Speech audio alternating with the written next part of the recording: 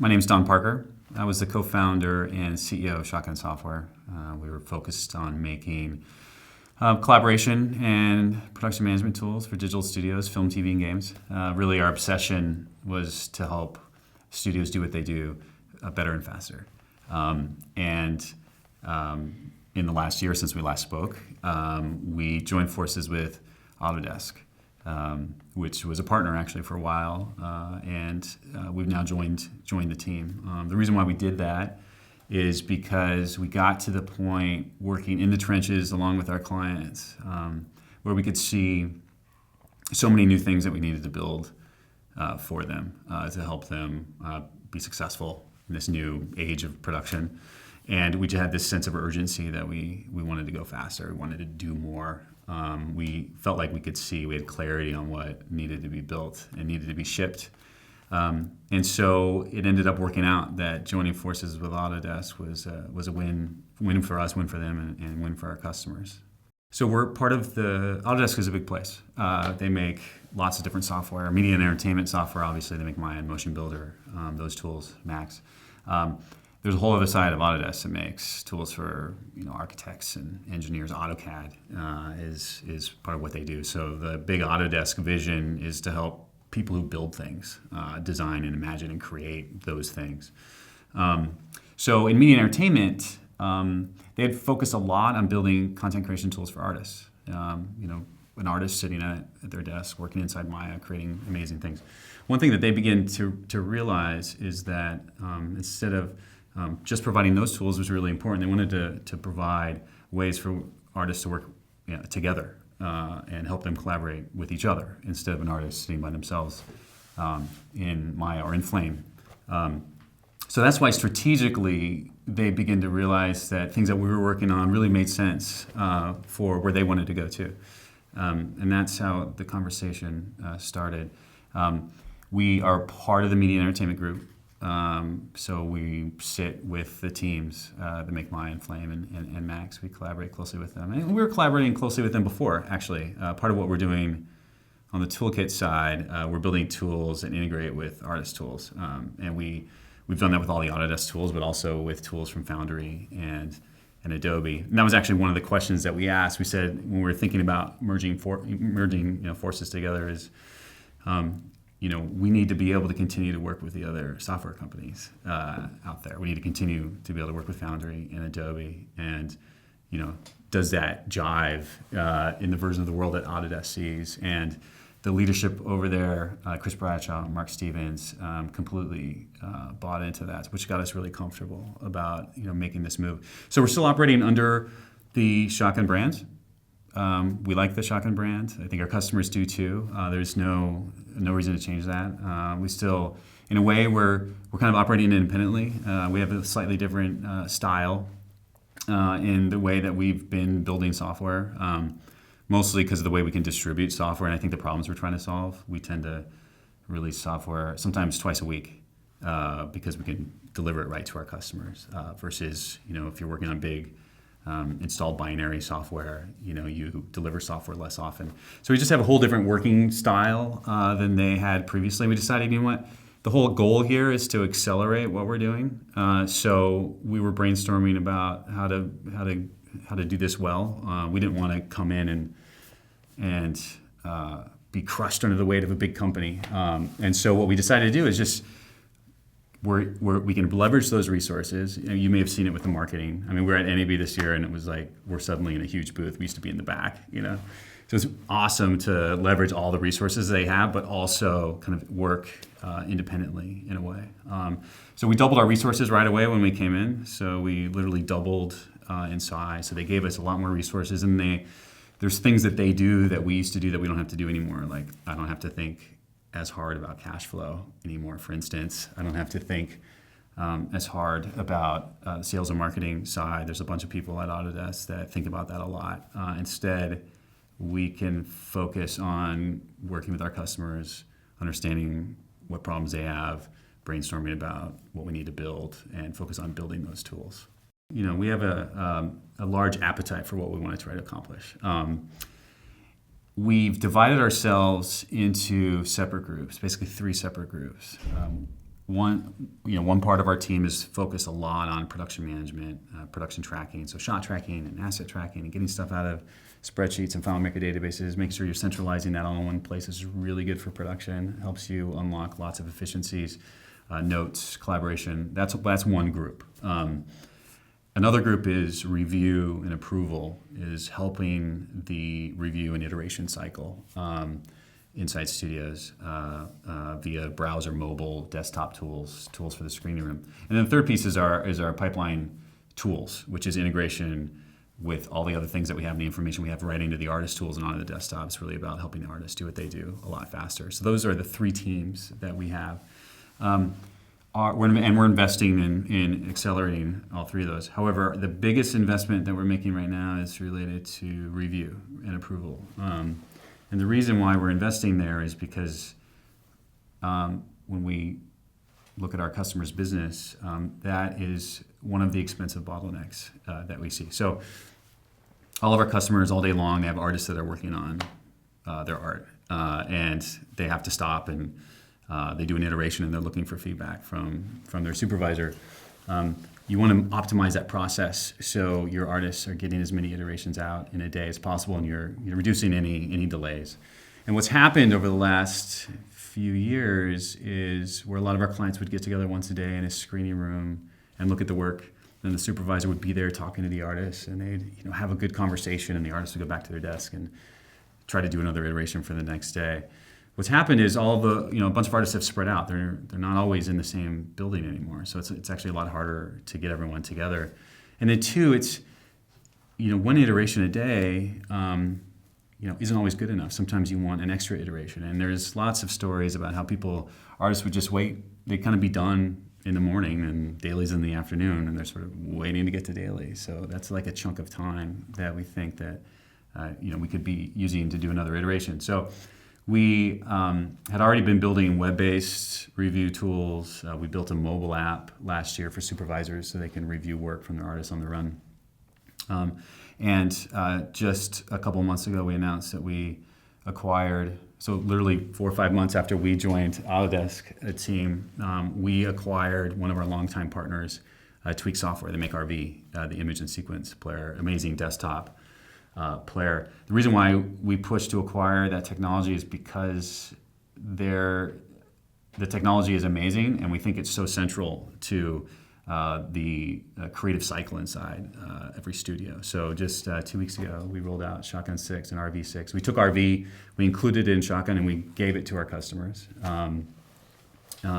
And we're going to be continuing to invest heavily in the whole review pipeline. So making sure that the artists can iterate quickly, supervisors can see that work and get feedback to the artists quickly, so you get as many iterations as possible in your production day. There's probably 10, but I'll talk about 2 from different perspective of different people in the project. So the way we talk internally at Shotgun is that we have 4 major bosses. One of our bosses is the production team. So the coordinators, the producers, the managers, we report to them. We're doing everything we can to help them do what they do faster. Without tools like ours, that team is left to their own inventions, and they're very inventive. They're all very incredibly smart. But you see them start to, it's their job to keep a lot of information about the project and have the plan, and then look at the actuals. And these are creative projects, so things are changing all the time, and they got to roll with the punches. They can't dig in and resist change. And it just means a lot of information that they need to track, because they're trying to bring in the show on time and on budget. So without tools like ours, you end up with people with a lot of spreadsheets and FileMaker databases, and basically data that's spread out in separate tools that they have to use. They're just trying to keep themselves organized, and everyone else kind of has to come to them to get the answers, or they have to go to each other. If there's a team of 5 production people on one project, they're kind of comparing notes all the time. And the problem with that is that the data's never always up to date. So it's always, they end up managing their documents more than they're, helping the teams. And because it's fragmented and not centralized, it's really hard to get some of the automation and efficiencies that you could get if it was just in one place where everyone could could access it. So that's one of the main problems we solve is they have to do their jobs. They need access to lots of information. So does everyone else. So we've built a tool, a production tracking and management tool that lets them put all that in one spot. They still have their power tools, like they can still really work the data and massively edit data and get it in and out of Excel. But it's now in one place, and it's live. So everyone else on the production has access to it, and they can see, up to the date status of what's going on the show. So that's actually what we did for the first 4 or 5 years of Shotgun, is we just solved that problem. And I think that's the critical step for any show, is any production, is get your production tracking data into one spot. The other major problem that we're working to solve is, again, it's back to the review process. Without tools, but we like to say that every production has a pipeline, every studio has a pipeline, whether you think you do or not, whether you invested in it or not, because people will figure out a way to work with each other. So if you have like 0 tools, you see things like artists have to remember what to call a file, where to put it in the file system. They need to render a QuickTime and put a slate on it and put it in a folder for editorial to pick up and send them an email or put a post-it on the wall. So we call that a human pipeline. And unfortunately, what that means is you have these really creative people. As a studio, you've invested in your people, and that's like your creative capital, right? You've made an investment in the creativity that you're going to try to get out, but you have, let's just say 30% of an artist time or supervisor's time is stuck doing pipeline stuff, logistics stuff, moving things around. And it means you're not getting as much creativity as you could out of your artists. And so when it comes to the review tools that we're building, making it easier for an artist to submit something for review, making it easy for everyone to see it, everyone across the whole production can see everything that's happening, simple for a supervisor to look at the work and draw on a frame and send it back. All those little pieces are us removing bits of friction inside the creative process. Or our pipeline tools help artists, with a click of a button, they can save a file in the right place in the file system, and a bunch of automation happens. And that means that they're spending most of their time being creative instead of having to do the logistics part. So besides just getting more creativity out of your team, out of your creative investment, you're also reducing the annoyance. Creative people, we live in the LA area, so we're very familiar with, road rage. So there's a nickname that we call production rage that we see a lot. And that's just when you literally want to hit your head against the table because you just spent 5 hours working on a shot that got cut and you just didn't get the note. You didn't get the memo. There's so many issues like that. So that's on the creative side, we're working to maximize creative efficiency, happier artists, more creative throughput from your creative investment. And on the production side, it's just helping them get all their information in one place so it's all organized. So those are 2 of the main problems that we're solving. I guess we see a couple things. Sometimes there's a perception that what these tools mean is a loss of creative flexibility.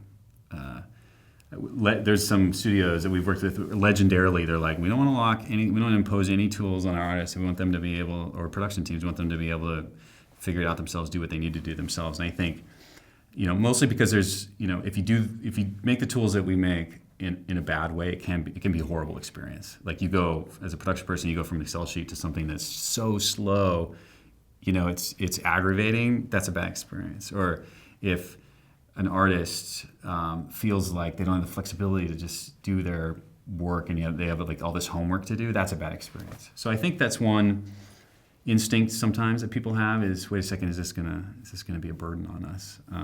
So we try to design our tools to make it very clear that for everyone in the studio, not just production people, not just artists, but production people and artists and supervisors, we're trying to build tools that help all of them. So when they see them, usually when we demo the software, at certain points in the demo, the jaws drop. Like a production person's like, oh my God, that would save me so much time. Or a supervisor's like, I can draw on the screen, that would be amazing.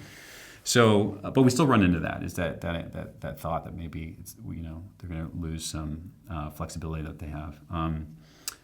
The other thing I can think of is over time, many people in production have just invented their own tool set. that works for them, and they've kind of locked in to the fact that this is how it works. This mental model, this spreadsheet is how we work, and I think in that case, and we run into this less and less now, but in that case, I think it's just like, don't take away my baby. It's like this is like literally how I understand how to do my job. So I guess those would be two that I could think of. We've been thinking about change management for 10 years. I mean, even before we started the company, we were building tools, and as a tool group inside a studio, you kind of have to try to get people to adopt your tools. And people are busy, and they're using the tools they know to get the job done. So, and I got to say, we've had many failures along the way. We're over 600 studios. We've been through this so many times, and so we do have, I think, a feeling for best practices. One is start small. I mean, our tools now do a lot. Like, we've been connecting things together in the studio, like really working to really dial out a whole studio. But just because there's a ton of components in what we're doing, they're designed to work together. They're also designed to work individually. So we usually recommend just start with one thing. Maybe it's just shot tracking. We just want to have shot tracking in place. So everyone go to one place and see the shots and see the tasks and who's assigned what, just that one thing. So we recommend starting with solving one problem. So that's one thing, instead of trying to do everything at once. In a way, it feels like a heart transplant to many studios. And it's like, and with a heart transplant, it's like, that's serious. It's like, and maybe you don't want to do the heart transplant and the lung transplant and the brain transplant, in the same surgery. You want to plan and be careful. So start small. Also, I think if you're going to take on a change, think about casting that group that's going to plow forward. Pick a group. We usually say pick a project. There's always people in a studio that have an appetite for change and improvement and are really excited to take on new things. So think about casting that team that's going to take it on, someone that's going to roll up their sleeves and really going to be excited about being part of the future for the studio. So if you start small, cast well, and then I think we've seen a couple trials have trouble because the shows they picked had really aggressive schedules and not a lot of resources, and they try to do things like run the second system in parallel with the old one, and it's like, that just means now I got to do double the work, double the homework, and I'm on a production deadline. So I think it's good to be thoughtful about what you're going to do and how much time you're going to let the team have, just so you're setting up the project to succeed. We've actually invested in a group we call the Street Team, which is a bunch of ex-production people. They're spread around the world, and part of what they do is partner with our clients to talk to them about how they work, help identify, the one problem to solve, help them kind of set up, how they map, they think of their tools and how we think of ours, and translation. We'll even do tuning and training. So that's the other thing I would say is leverage our Street Team, because we can help through the transition. I can think of a couple things. One thing we've been thinking a lot about is, it's related to review, but is the editorial pipeline. On all these projects, the cut's never locked. I remember the first time I worked on a project, it was a big feature animation project, and we were making software, and we hadn't been through a bunch of projects before, and we were gathering requirements, and we're like, okay, so after this point, we're going to lock the cut. So it will lock, it won't change. Yes, it will lock, and we will not change. And we're like, okay, cool. And of course, we built tools with that assumption in mind. Of course, that's not true. The cut always changes. Everyone always has good ideas, and then you see the movie come together, and you want to tweak it. So the problem is the editorial workflow can be a bit of a black box. It's a little hard for everyone else on the show to understand what just changed, and it's a classic example of a human pipeline. There's humans in there, trying to figure out, an edit assistant, and other people are trying to figure out, okay, what just changed, and what does that mean for the show? So that's a place that we think should be easy and fluid and awesome, both for the editorial team, they should easily be able to publish stuff out, and for everyone else to quickly understand, hey, just what just changed and how does that affect me? So that's related to what we're thinking about with review, and something we're really, really pushing on. I would love to get to a point where that was just dialed, and it worked out of the box, which is a good segue. The other thing that we're thinking about, we're kind of emerging from this era where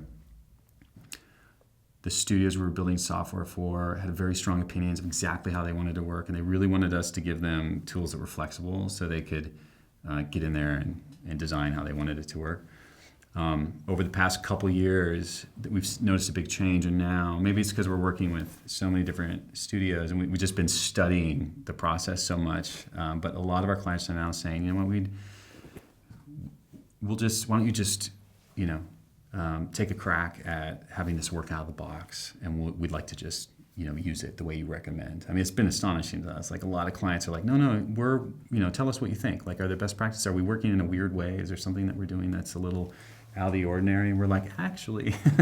So one thing we're starting to do, and we've done this lately in our review tools too, is we just, based on everything we've seen and everything we've learned, we've taken best practices, we've noticed patterns. Usually it's divided up by like industry segment or studio size, and then we just build software that just works out of the box. We've been calling it zero config. So software that is easy to use, works out of the box, doesn't require any plumbing at all. So that there's still places in our software that we're working on to make sure that we get there all the way. I think probably the last frontier is related to the artist tools. Like, you should easily be able to, an artist should be able to flip something on in Maya and suddenly have a bunch of tools right inside of Maya. Download an app just like you would download a Twitter client that you'd run on your desktop, and have that be just the information you need to do your job. So there's a couple things still that we need to do related to artists and pipeline. It's all about the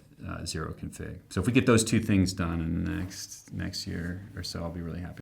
A big challenge that we still see is studios need to collaborate with each other, and I think for people in animation, that's a big topic. Whether it's 2D animation or 3D animation. I mean, you have big houses that do everything all in one location, but we've been thinking a lot about studios who have to collaborate with each other and what that means and how to make that easy. That's just like a huge pain point. I mean, people are spending so much time. Anytime work has to go between two different locations, or ideas have to go between two locations, it's just a bunch of human pipeline stuff, a bunch of people doing a bunch of homework. I love FMX. This is my third year in a row coming. One reason is because it's in Europe, and we've got a ton of clients here, and it's really nice to come and see a bunch of them together. Like, we've had really cool dinners and meetings over drinks where it's like finally the physical community is getting together, even though we're virtually connected and we try to connect people virtually. It's just really nice to get that FaceTime. The speakers that they bring in are really fantastic. I mean, the people that are here, the thought leaders in the industry, are kind of all ascending into this one town for this 1 week, and it's exciting for me. I've been working with a lot of these people for a long time, and they all are spending a lot of their time thinking about the future, and getting a chance to hang out with them and talk to them is great, seeing what they present. So I think those are two of the main things, is getting other European clients and spending time with some of the best thought leaders in the industry.